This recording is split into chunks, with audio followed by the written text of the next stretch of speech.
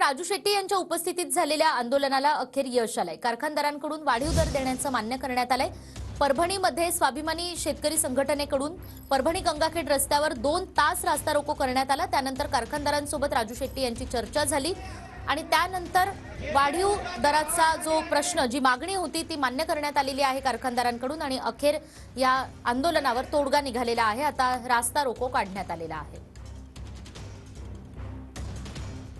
परभणी गंगाखेड महामार्गावर अशा पद्धतीने स्वाभिमानी शेतकरी संघटनेच्या कार्यकर्त्यांकडून रास्ता रोको करण्यात आला। अनेक वाहनं या ठिकाणी खोळंबलेली होती। वाहतूक बराच काळ या ठिकाणी रोखून धरण्यात आलेली होती। मात्र आता या आंदोलनाला यावर तोडगा निघालेला आहे आणि रास्ता रोको मागे घेण्यात आलेला आहे। ऊस प्रश्नावर परभणीत माजी खासदार स्वाभिमानी प्रमुख राजू शेट्टी यांच्या उपस्थितीत परभणी गंगाखेड राष्ट्रीय महामार्ग अडवण्यात आला होता।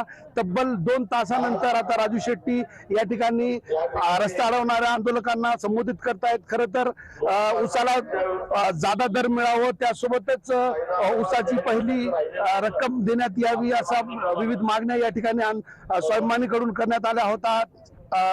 कारखान्याच्या मालकांसोबत चर्चा झाल्यानंतर तब्बल 2 तासानंतर आता या कुठेतरी कोंडी सुटलेली आहे।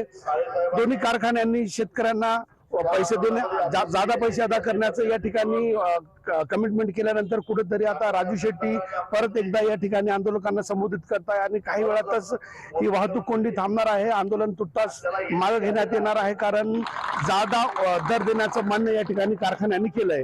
कॅमेरा पर्सन सय्यद खिजरसह नजीर खान, टीव्ही 9 मराठी।